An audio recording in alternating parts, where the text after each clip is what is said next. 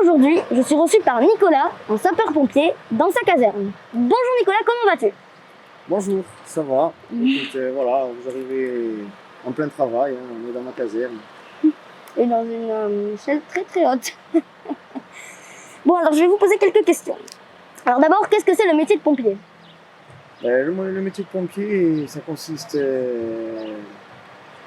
à porter secours à des personnes, à des biens et aussi à l'environnement. Oui.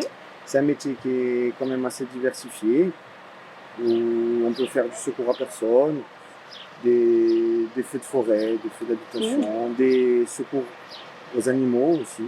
D'ailleurs, il y a combien de types de feux? Il y a beaucoup de types de feux. Alors, il y a des feux de forêt, des feux d'habitation, des feux à risque chimique, tout ce qui est... Il y a beaucoup de types de feux en fait. Je ne peux pas tous vous les citer maintenant, mais il y en a énormément. Et d'où la diversité de ce métier et la difficulté aussi. Ah, c'est difficile? Pardon? C'est difficile? C'est un métier assez difficile et où il faut constamment se remettre en question et toujours être dedans et jamais lâcher en fait. D'accord. Donc, deuxième question, comment on fait pour devenir pompier? Qu'est-ce qu'il faut faire? Alors, pour devenir pompier, pour en faire son métier, donc pour devenir sapeur-pompier professionnel, il suffit de passer un concours. Il faut préparer bien sûr. Concours qui est composé de sport, une épreuve de sport, une épreuve écrite et une épreuve orale. Actuellement, il y en a à peu près tous les 3 ans dans toute la France.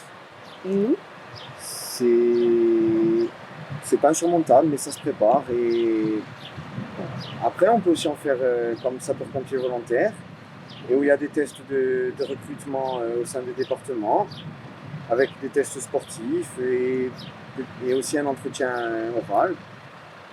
Et on peut aussi en faire, donc en étant pompier volontaire, on peut être boulanger et bien sûr venir prendre des gardes en tant que sapeur-pompier volontaire. Donc pour faire un peu des stages.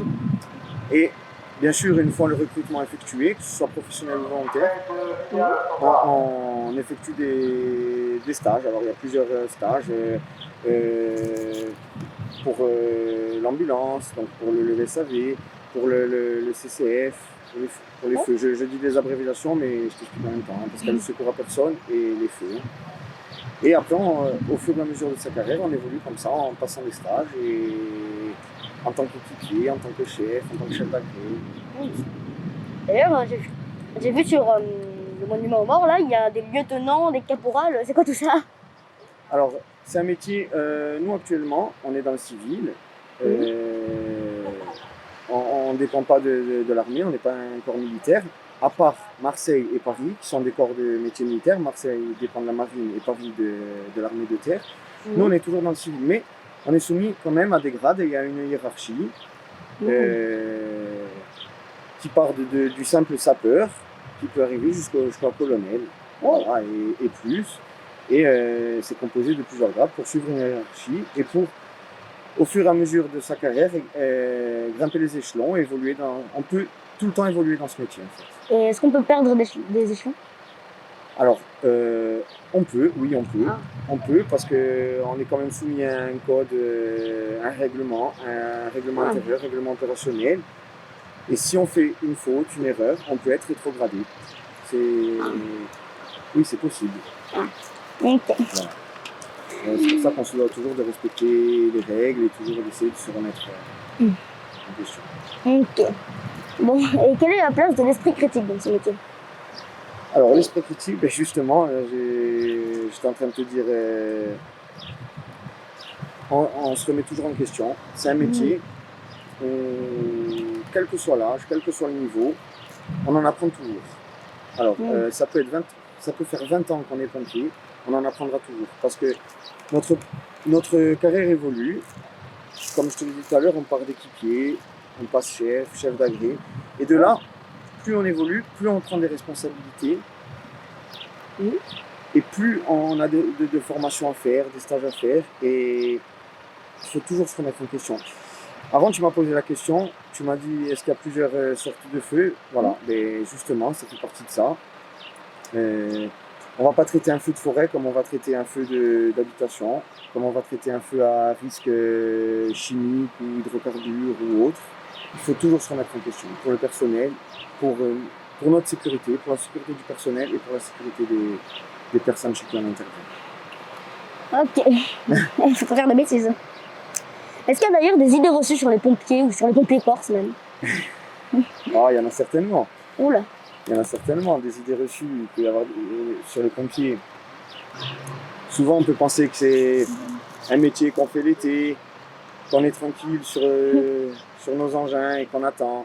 Mais ce sont des idées reçues. Hein. Caricature. Je pense que les touristes, quand ils passent et qu'ils nous voient au bord de la route à attendre, mais c'est un métier où on peut être en train de manger et on peut partir à tout moment. Donc sans manger peut-être. On peut partir la nuit. On peut partir à n'importe quel moment. Il faut toujours être vigilant. On se doit de se maintenir en forme physique, d'avoir du repos et une bonne alimentation. Alors oui, quand on nous voit de temps en temps attendre le feu sur le bord de la route, ou enfin en espérant qu'il n'y ait rien, et qu'on dit bon, ils sont tranquilles les pompiers, je pense que c'est une idée reçue. Ok. Bon, alors, qu'est-ce que tu dirais à l'enfant de 10 ans que tu étais? Alors, l'enfant de 10 ans que j'étais, alors bon, à 10 ans je voulais déjà être pompier, Oh, donc je lui dirais continue, accroche-toi et va au bout. Et perso, c'est ce que j'ai fait, et si tu as à refaire, je le referai. Donc maintenant, je te le dis à toi, si tu as un objectif, va au bout et ne lâche pas. ok. Et accroche-toi à tes rêves. Est-ce que tu peux donner des conseils aux vacanciers qui sont en vacances? Alors, aux vacanciers, il y en a des conseils à donner. Ouh là là. Non, il y a leur dire que on va parler, on est sur une île, donc on va parler de la Méditerranée. Mhm.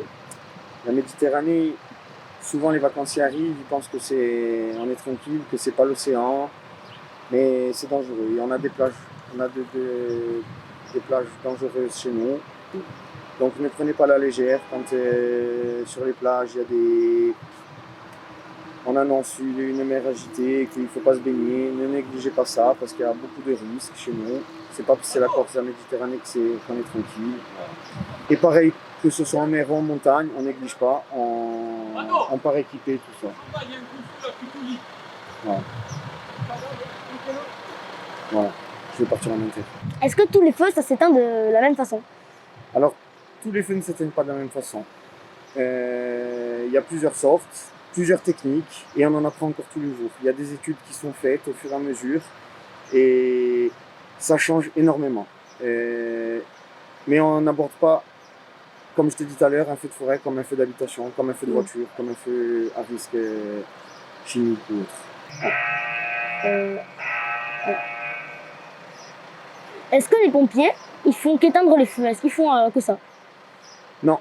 Ah. On porte secours aux personnes, au bien et à l'environnement. Ok.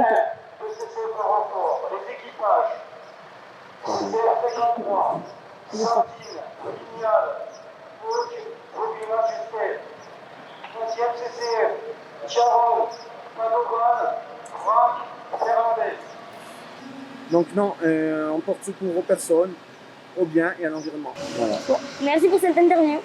Merci à toi, c'était un plaisir.